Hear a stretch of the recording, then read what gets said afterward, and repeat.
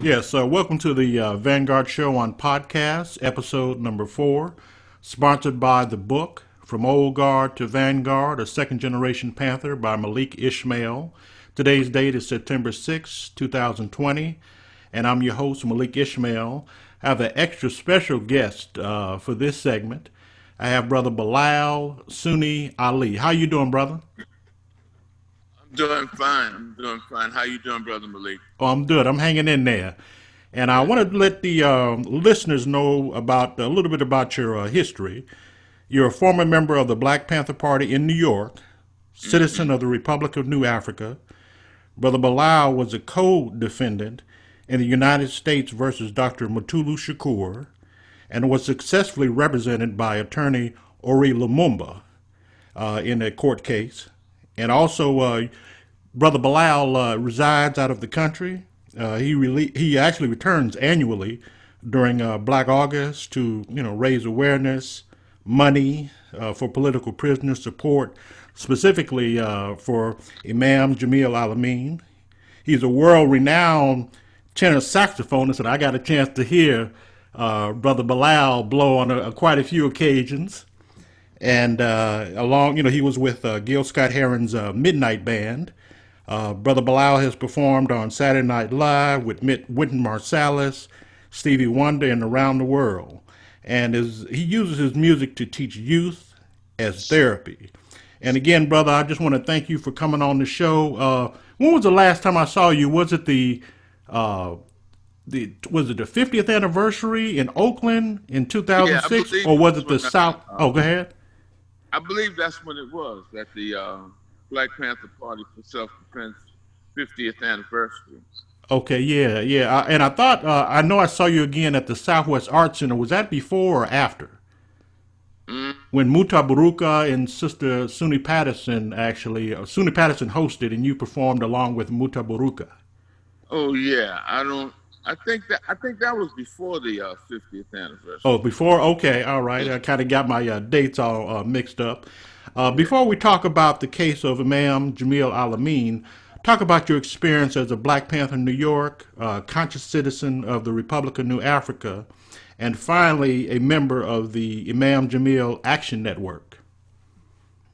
Well, first, let me say I seek refuge in Allah against misleading and being misled, Shukran. against betrayal and being betrayed into ignorance by others, being betrayed into ignorance and being betrayed into oppression. And we always like to remind people that the worst form of oppression is self-oppression. By Right. self-oppression, I mean allowing others to dictate to you how you should go about getting rid of that oppression. Yeah. Uh, and that because that form of oppression will keep you oppressed forever Right. if you allow someone else to dictate to you how to uh, how to come up under that oppression. So I ask the Lord to guide my heart and to guide my tongue as to the things that I will be able to share with us this morning.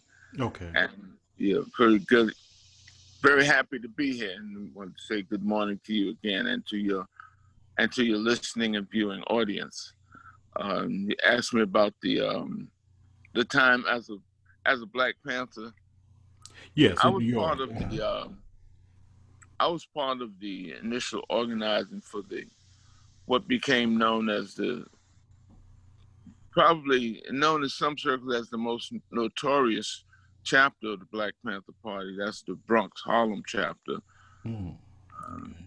Bronx Harlem chapter was very instrumental in leading the way ideologically. There were a lot of you know, there's a lot of people. I've heard a lot of people say that the Black Panther Party was not a nationalist organization Mm. and was a actually forget the term they use. What, The, revolutionary nationalists or internationalists? okay, no, it's neither one of them. Because I subscribe to both of them. Intercommunalists. Right. Yeah, Okay. yeah. They Okay. All right. they say that the party wasn't a nationalist group; it was an intercommunalist group. But I maintain that the Black Panther Party for self-defense, as I knew it and organized for it and recruited for it, was a revolutionary nationalist formation, and it sought to bring about the unity of our people, not just as a united front, but into a revolutionary party that would help, wield that ideology amongst our people and shape our direction, shape our strategies as we move toward liberation. Okay, all right. And one thing I did notice between when I studied the different regions of the Black Panther Party, and I noticed that New York and East particularly, you had a very strong and cultural, symbolic, if you will, representation because, a lot of the brothers and sisters changed their names, took on African names, Islamic names, and it was reflected. Not so much in the West Coast, but I saw there was a strong cultural connection that the Black Panther Party in New York had. Could you speak to that? Yeah, I would say that was one of the major differences I think in the party was the fact that we were at a different stage of understanding revolution Right. in New York than they were in the party, and we were at a different stage of understanding African culture. Right. Um, on the West Coast, they would often refer to us as cultural nationalists, Right. as and they would and that would seem to be saying that we weren't revolutionary because a person practices their culture, Okay. that there's somehow that stops them from being revolutionary. But we got plenty of examples on the African continent and around the world of people practicing their culture and being revolutionary nationalists. Right. In New York, many of us were Muslims. Okay. Many of us who were in the Black Panther Party, we were Muslims before we joined the party. Mm. Okay. I know it's often said that um, a lot of the revolutionaries have become Muslims. Okay. But in the case of most of the members of the Black Panther Party, I'd say a great number of them who were Muslim. It wasn't a case of we became Muslim after going through some struggle in the Black Panther Party. We were already practicing Islam. We were already doing 5 a day. We were going to the masjid.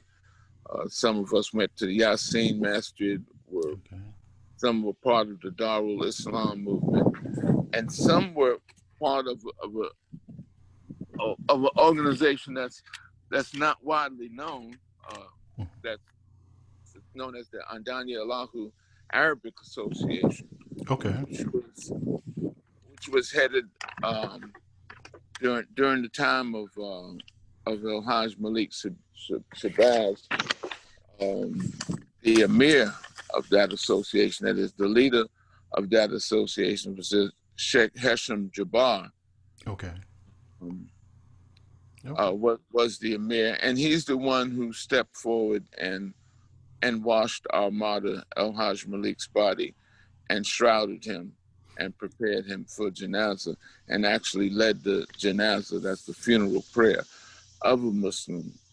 And that association had been in existence at least since the before the 1920s, during the teens Mm-hmm.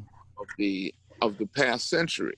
Right. So it would be about 100 years old today, and it's the oldest continuing association of people who practiced Islam according to the Sunnah of Prophet Muhammad, may peace and blessings of Allah be on him. A lot of people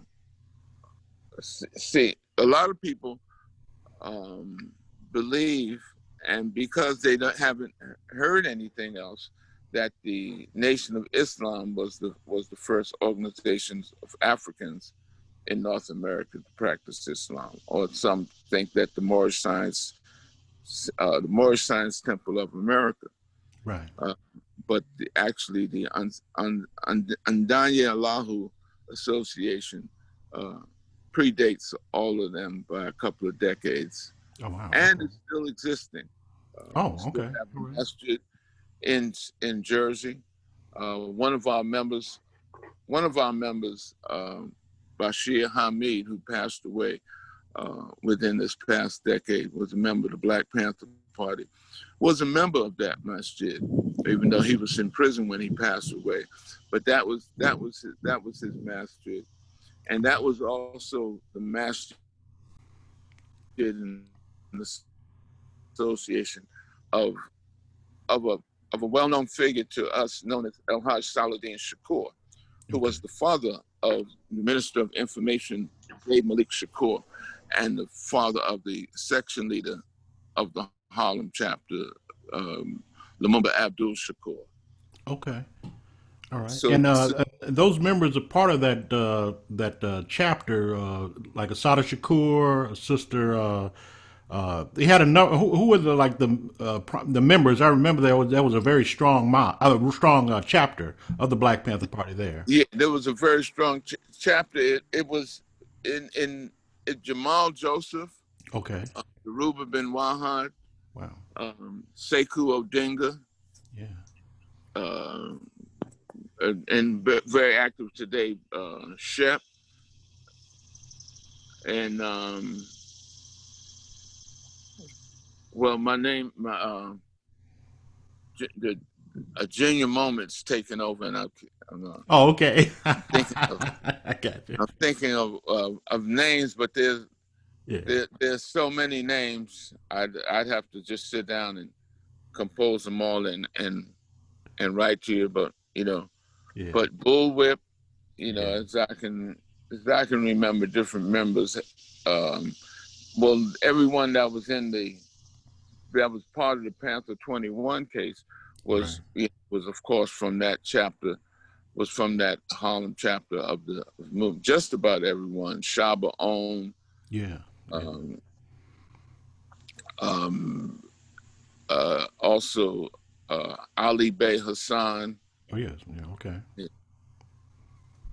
Yeah, and again, I could, Yeah. Oh, I understand. That's so many. Itself, if we just talked about the issues and the people of the New York Panther 21, Afeni Shakur, of course. Okay.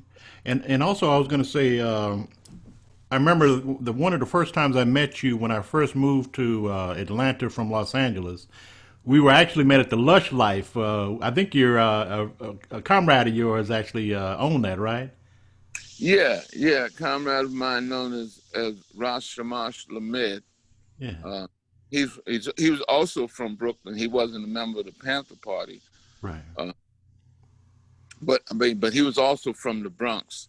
Okay. He was from the Bronx and from the South Bronx, in a section of the Bronx where we were right across the bridge from Harlem. Okay. And that's why that branch developed like that. That chapter developed like that, known as the Bronx Harlem. Okay. And let's get right into talking about the early years of Imam Jameel Al-Amin, known as Rap Brown. Talk a little about his early years, his case, where it stands now, and the new developments that you could probably talk about as well. Okay, well, in terms of talking about his early years, it's very important. We had a conference last October, here in the Atlanta area. As a matter of fact, it was at the Islamic Center in Atlanta, and it was titled "Relearning H. Rap Brown," what we've found over the past 20 years is that we have a lot of people who didn't realize that H. Rap Brown was still alive. You know, Okay, all right. people falsely put out the notion that the Panthers was destroyed and all of the Panther leaders are dead, you know, Right. which is far from the truth. Like, most of the people who I named just a moment ago are still living and still active, not Yeah, just living right. some life of obscurity, denying their existence in the party, denying their life as a revolutionary.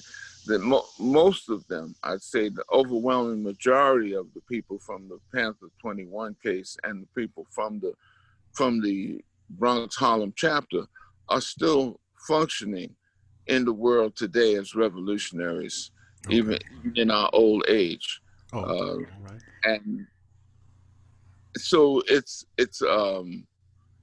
important to, so when we talk about the old days, we talk about the days when we were inspired to build the Black Panther Party.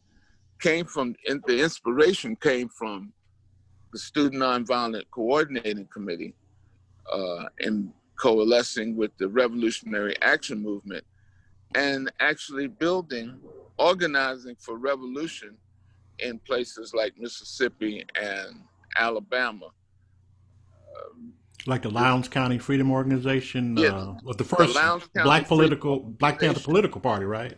right, was a Black Panther Party.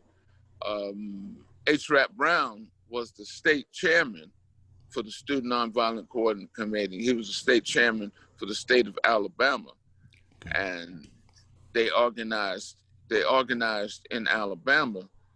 They organized people to register to vote, and basically coming out of the 1964, the very important historical development, the 1964 Democratic Convention, which was held in Jersey City, actually received a delegation from Mississippi, which was the Mississippi Freedom Democratic Party, which organized itself because they weren't allowed to be a part of the Democratic Party.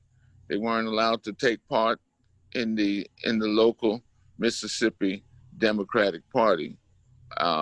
So they created their own party and represented themselves. They were seated, but they were not given the right to vote Right. at that convention. Okay. And being accommodated in that way, placated in that way, you know, okay, we're going to let y'all sit, but we're not going to let y'all vote. A lot of people left that convention with the resolve that we had to build our own political apparatus, Right. and we had to go our own direction, separate from the Democratic Party, separate from the Republican Party, that we needed to be involved in our own level of politics. And that led to the development of the Lowndes County Freedom Organization, where people were electing their own elected officials, creating their own boundaries. And that's what we say about when we talk about vote. There's a lot of emphasis being put on that we should go out and vote. And I said we should go out and vote, but we should go out and study. We should go out and study the history of the voting movement, right, and understand that in these early days in forming the Lowndes County Freedom Organization, and also there was a freedom organization in Greens County, Alabama, and also in rural parts of Mississippi. We had these freedom organizations going, and a lot of people, most of our people before that time, had no involvement in politics whatsoever. They weren't allowed to. They had no say-so in what schools our children went to. They had no say-so in terms of what services were being brought to the community, like just basic things like electricity, yeah, water, trash pickup, and like I mentioned, schools, hospitals, and healthcare centers. We were in the vanguard of developing that in our community, not schools so much, but in terms of cleanup and health concerns, the freedom organizations and the Black Panther Party were in the vanguard of developing these things on behalf of the community. Okay. So one of the trying things was that if you dared to register to vote or talk about voting at that time, you could easily lose your life, because it was the practice of the Klan to shoot and kill people, and it was the practice of the U.S. government to just pay it no mind. In fact, there was one woman, Viola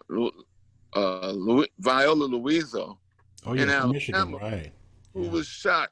She was visiting, working with the voter effort, and she was shot and killed. Yeah. They say by a Klansman, and they say with a FBI agent sitting right next to the Klansman, Mm, and right. claiming that he wasn't there to prevent crime; he was just there to investigate crime. Mm, So yeah. so that's how they say, they're not there to prevent crime or to stop crime or even to fight crime. They just there to investigate it and to actually be a part of it. Because Right. anytime you sit next to somebody, no matter what you are, if you sit next to somebody getting ready to kill somebody, and killing is wrong, and you don't tell them to stop, you don't stop them, or you're actually part of law enforcement, and you don't tell them to stop them, then you're in compliance with them. So Agreed. that Definitely. say the FBI, the local sheriffs were in compliance with the white vigilante groups. So those who shot back, H. Rap Brown was one of those people who Okay. shot back when they shot at people who were being put off their, who were people who were sharecroppers, who were put off the land where they were sharecropping by the owner, by the so-called owner, by the usurper of the land. They put them off the land, and people were forced to live in an area, and they built tents Mm, for their covering and their survival. And the Klan would come by and just randomly shoot into the tents. And so a group of people, H. Rap Brown was one of them, Wendell Parrish was another, Stokely Carmichael, now known as Kwame Ture, was another one. And these brothers shot back at the Klan. Had they not shot back at the Klan and fought against that level of voter suppression early in the early years, we're talking about the early years of our people being involved in civic engagement. And had we not had that level of,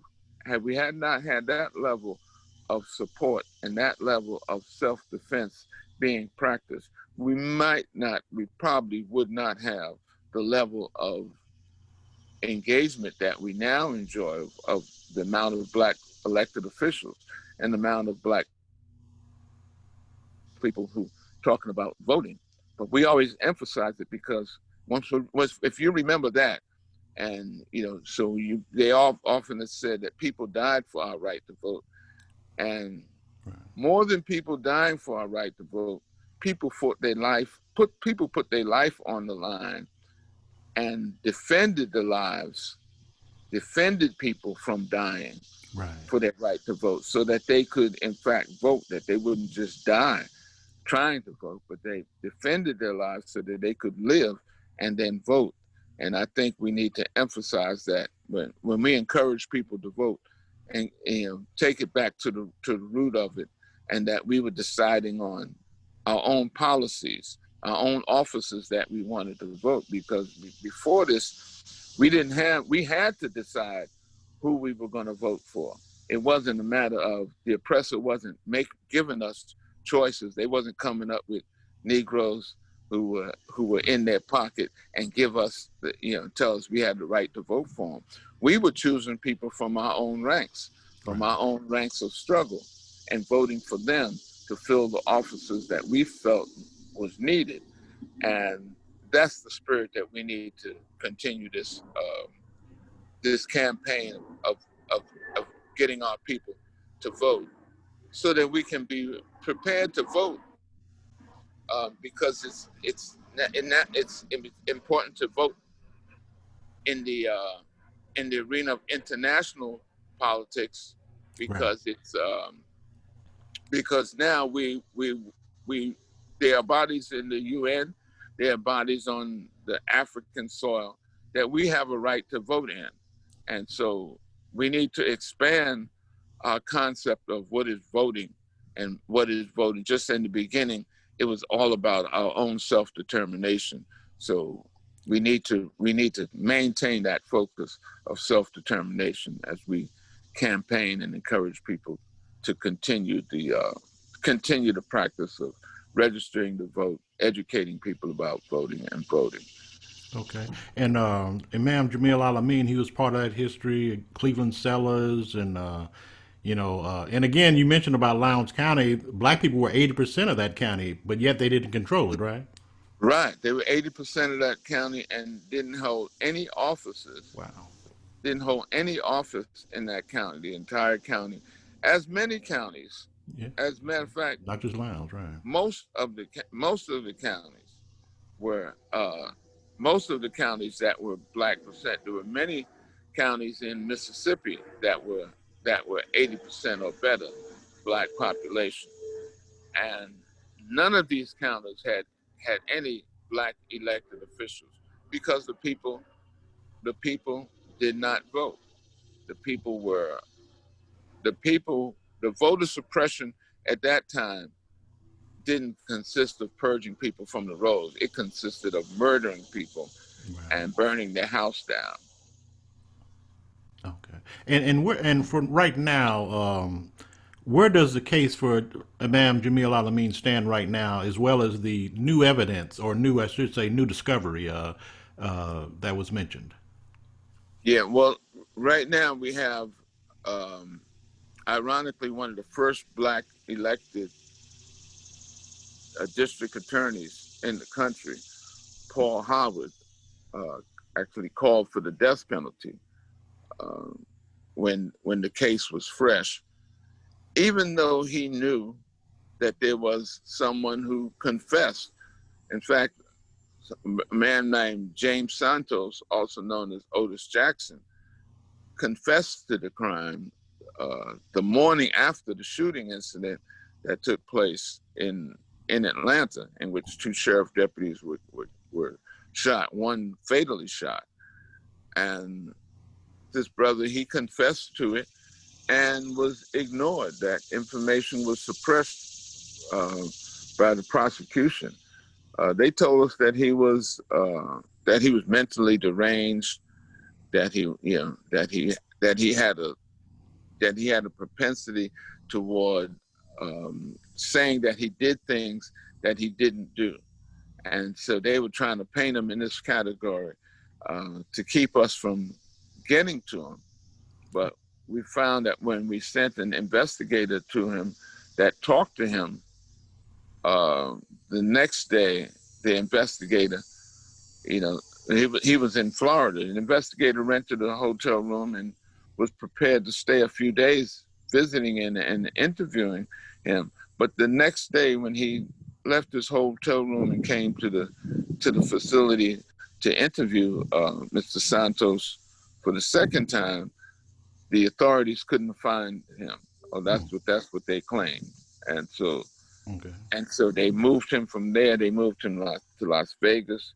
We attempted to have him interviewed while he was in Las Vegas, but the authorities, while they're claiming that he was mentally inept and that he was psychologically unstable, they were busy hiding him from having a conversation Hmm. uh, with people that we had hired as investigators.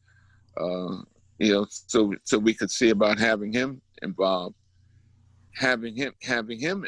in the case, and the case would have been over a lot longer, a lot sooner. As a matter of fact, the date that he uh, confessed to law enforcement authorities was the 17th of March 2000. Okay. Imam Jameel Al-Amin wasn't taken into custody until the 20th. So Imam Wow. Jameel being taken into custody after that was after they had already knew that the person who fit the description that the officers who were involved in the shootout were, the description that they gave. They were the only eyewitnesses to it. Right. They gave a description of a man 5'8", dark brown skin, and that fits the description of Otis Jackson. He's actually 5'9", chocolate brown, and of course, the man Jamil Al-Amin is what, 6'5", light he, skin. he's light complexion. He's 6'5", and he in no way fits. It's not even like someone you can mistake. You can say, well, we said 5'8", but he's really 5'10" or 5'11". But he doesn't even, he doesn't even look like. If a person is looking at James Santos, it doesn't even remind you of Imam Jameel. And likewise, Imam Jameel doesn't remind you of James Santos. And the officers, the one that survived and testified in court, never identified Imam Jameel in court. When he was asked to verify the information that he had gave in a sworn affidavit, and to verify that by saying at this point with Imam Jameel in front of him, is this the same person that he was talking about? Mm-hmm. And he started crying, went off in a tirade and said, "That's the MF that killed me," right there, pointing at Imam Jameel. And he started crying, and the judge closed the courtroom, took a recess, and then cited the attorney, Martin, with badgering the witness, and told him that he would be held in contempt of court if he did it again. And since when is asking a witness to verify their previous sworn statement considered badgering the witness? Right. But this is how the court was able to get out of having Imam Jameel testified, but having an emotional. All the jury saw was an emotional response from the victim. So and they took that emotional response, not his actual answer, they didn't take his refusal to verify his previous claim as that as not being identified him. They took his emotional response of crying and pointing at him and calling and using profanity in the court. He wasn't even cited for using profanity in the court. They only cited Martin for allegedly badgering the witness. Okay. So what they've been able to do things like that, to just violate normal court proceedings and just allow things to happen in the court that are illegal, and come up with other ways to punish the people who are actually enforcing the law, doing what they should be doing as officers of the court, the legal defense team. They're being threatened with going to jail just for doing their job. I was going to ask, where can people go to get more information on Imam Jameel Al-Amin's case? I know you gave me a website, www.whathappened2rap.com. Share some information on how people can look it up and learn more about the case as well as support. Yeah, you can go right to that website, whathappened2rap.com. And that's the website of the attorney, Kyrie Al-Amin, who's also the son of Imam Jameel Al-Amin. He's about 35 years old. He was 13 when this incident happened. Right. But now he's grown, and he's come through a lot, and he's come through law school. Okay. And he passed the bar just a few years ago, and we're very proud of him. Absolutely. For doing that, and we're very proud of him for taking on the role and leading the role, the public role of supporting for his father and calling for support on behalf of his father, often with a lot of political prisoners' case. The comrades and colleagues of the prisoner often work very hard, but the emotion that's put forward when a family member joins that effort and joins those campaigns, we always see that it mushrooms. We've seen that in the case of Sekou Odinga. We see that in the case of Mumia Abu Jamal, and we see that in the case of Dr. Mutulu Shakur. When there's family members get involved, the family, identifying with the person and identifying him as a family and not just as a political figure, but when you hear the family members talk about them, it touches people more greatly than to hear a comrade talk about them or a colleague to talk about them. Even though I'm not saying that doesn't do any good. Of course, we know that's real work that we have to put in. But just to repeat that, we're very proud of Brother Khari Al-Amin for doing this work and for leading this work. And right now we're enjoying a much greater level of support than we were even 4 years ago. The level of support has increased, and has increased also greatly because while Khari is at the helm with the legal defense team, he was able to find this court appearance which took place between James Santos, where he was called to court to testify in a highly unrelated matter, and it was caught on court TV. Okay. And Brother Khari was able to get to it and capture that video, and being able to use that video around the world has helped a lot, because this is the age of television. Absolutely. And people using And I was going to ask about the petition. but when it's on television, Okay. it's accepted. Yeah. Yeah, I was just going to ask about the petition that you had mentioned. When you go to that website, it'll take you to change.org. And change.org has the petition for a retrial. We're calling for a retrial for for Imam Jameel. There has been developed by District Attorney Paul Howard, who I mentioned earlier. He developed a few months ago, or actually it's in January, it's 8 to 9 months ago now. We're already in September already. Oh, yeah. Mm-hmm. So he developed what's known as the Conviction Integrity Unit, which is a unit that's developing in district attorney offices around the country. It's not moving fast. I think he's about the 10th one that was developed. A Conviction Integrity Unit has the job of looking back on all cases in which there were conviction, but in which the evidence that was presented in the conviction could be considered tainted.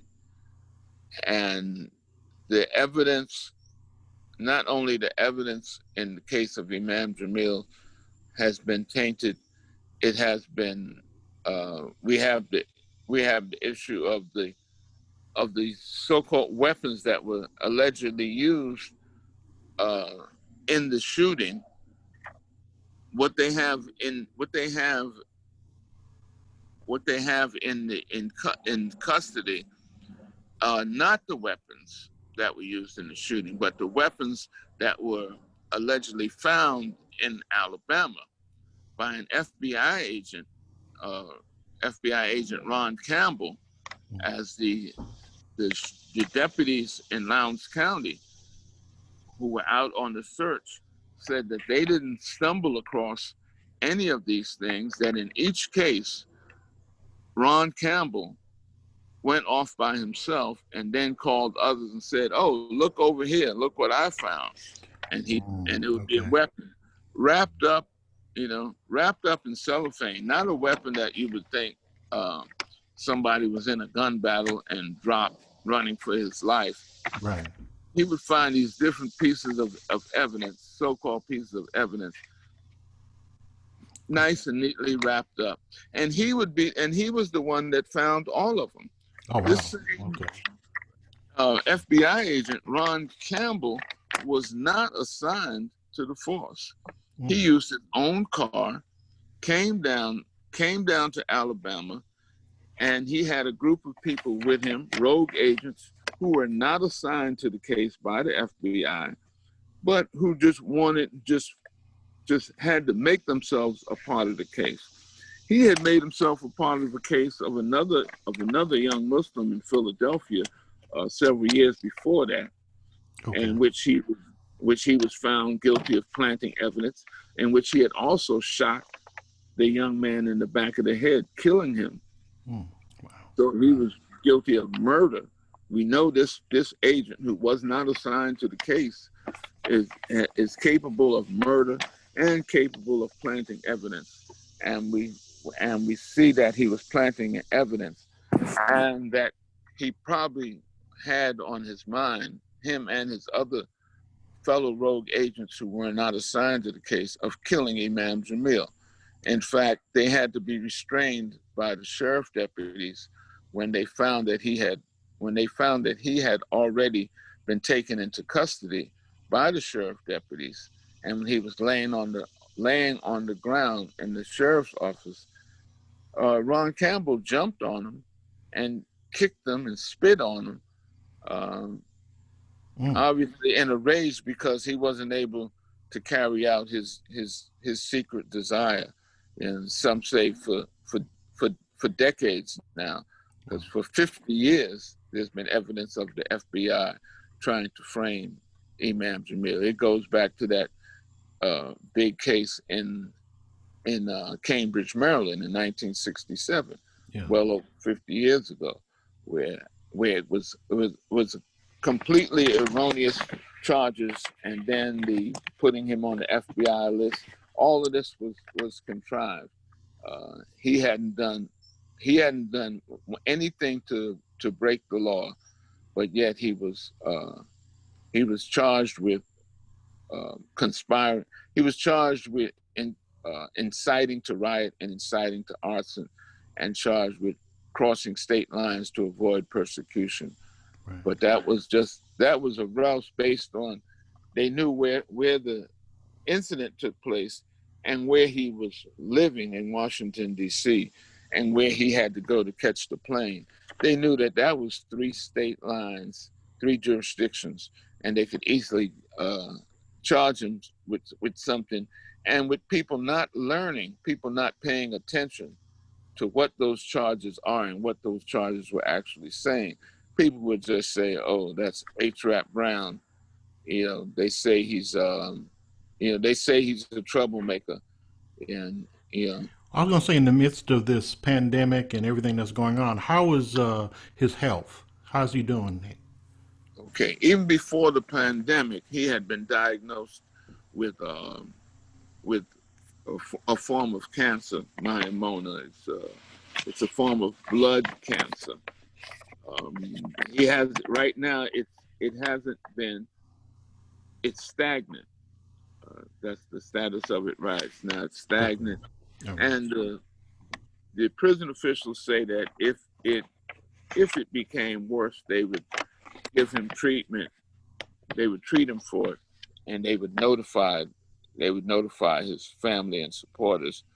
But we doubt that very seriously, because he's been classified as a classification 4, level 4 prisoner, and level 4 prisoners are supposed to be sent to level 4 facilities where they can receive 24-hour medical attention. But he hasn't been sent to a level 4 facility, even though even though he is regarded by them as a level 4 prisoner, level 4 inmate. And we know in the case of Mumia Abu Jamal, Right. when he was diagnosed with hepatitis B, the prison refused to treat him. They refused to give him the medicine. And they refused so long that he had to fight it back and forth in court. By the time they gave him the medicine, Brother Mumia Abu Jamal had cirrhosis of the liver. Yes. Yeah. Almost a year later. Right. So they don't do. I mean, this is clear evidence. Okay. This is not just things we're making up for a story about political prisoners. This is the actual record of the prison when the medicine was found. They ignored it, and when the judge ordered them to administer the medicine, they went for a stay against the judge's order. And when the order was upheld, they continued to ignore it, to disobey the law. The people who maintain in the prison are lawbreakers. Okay. And so this is what his case, he's been in the state of having this, being diagnosed with myeloma, at least for the past 5 years. He's also has cataract, where one of his eyes has been operated on. He has cataract on his right eye, which they have refused to operate on. Right now, they use the excuse of there's no movement going on because of the coronavirus. There's no movement going on in prison. Allegedly, there's no movement going on, but but they haven't done anything to help ease. And also, he had a stroke last May. Between May and July, he had a hearing last May. If you may remember, he had a hearing last May where the Supreme Court looked at his case. And shortly after that hearing, he suffered a stroke. Fortunately, there were no continuing debilitating effects of the stroke. Okay. That he's reported, or that his family's reported. He's actually reported to be in good high spirits and functioning very, very sharply. Okay. All right. And I was going to say, please share any, as we summarize and wind it up, any kind of, I guess, Facebook pages, social media, any other websites, or anything you want to share as we go ahead and wind it up. Yeah, we said the attorney has that website, whathappenedtorap.com. Yeah. He also has free Imam Jameel Al-Amin.com. And we, the Imam Jameel Action Network, we have a website too. It's just that www.imamjameelactionnetwork.org. And we've been busy getting that website together. It should, within the next 48 hours, well, by the time this airs, the website should be functioning. I actually got an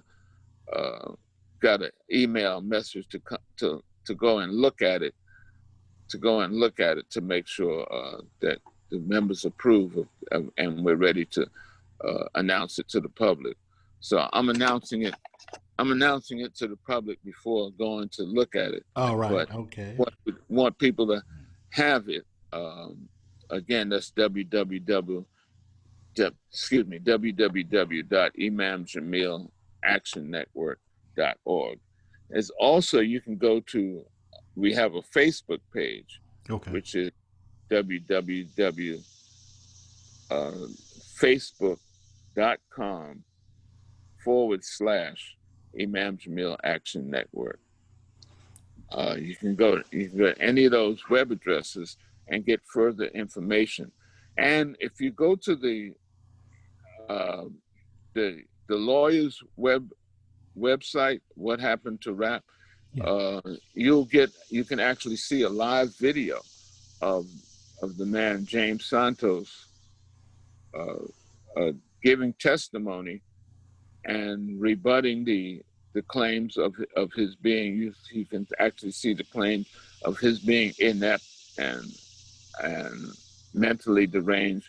All those claims uh, are rebutted under oath by experts in this video that you'll see at that website, and it also it'll have Kyrie Al-Amin reading the narration, an article about him, which contains the sworn affidavit of him. Like we said, he did he admitted guilt the day after the shooting, and there's been a sworn affidavit in our hands for the past 20 years. But now Oh, we have the picture of him in court. So we encourage people to please go to that, and we encourage people to, when you get a chance, if you could even show that on the podcast, because that's what we're asking people in media to do, to not just talk about it, but go ahead and show it so people can see it.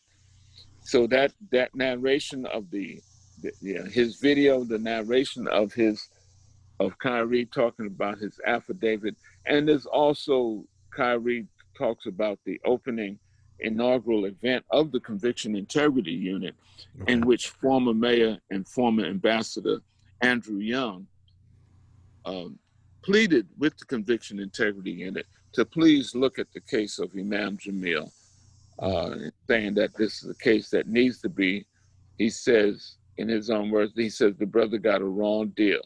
Mm. Nobody really expected the jury to come back and say, with the evidence that was presented and the evidence that the audience, that the public saw being presented to the jury, people were confounded as how could 12 intelligent people hear the information that they heard and come up with a guilty verdict for Imam Jameel. But Okay. we got to remember that, as in the case of a lot of revolutionaries, including myself in that case that you mentioned, Right. we face trials with juries that are anonymous, whereas most juries you get to know who's the jury foreman and who's the second foreman and who's Right. on the jury. But in the case of Imam Jameel, it's like in the case of Dr. Matul Shakur and myself and Sekou Odinga, we don't know who those jurors are because they were because the jury is held to be anonymous, and the tactic of having a jury anonymous automatically makes the jury feel that the people must be guilty if their identity has to be protected, uh, has to be held from the Right. general public. They automatically feel that the person is guilty. So that's a tactic. That's a tactic of war. I don't even like to say it's a tactic of law enforcement, because it's not. They're not enforcing any law. They're just enforcing and they're just enforcing the war that they've continued to perpetrate against us over these many centuries. Absolutely. Well, I want to again thank you for appearing on the Vanguard Show podcast. I pray and I hope that you remain healthy as well as the family. And again, thank you so much for appearing today. Okay, thank you for listening. And remember to go to those web addresses and please sign the petition, help circulate the petition. Absolutely, brother. I appreciate that. And I'll go ahead and post this tonight. It'll be on YouTube, Facebook, all the social medias connected to the Vanguard Show podcast. So I'll definitely send you a copy as well. Okay, thank you very much. Thank you, brother. Have a good one now. All right, salam alaikum. Walaikum salam.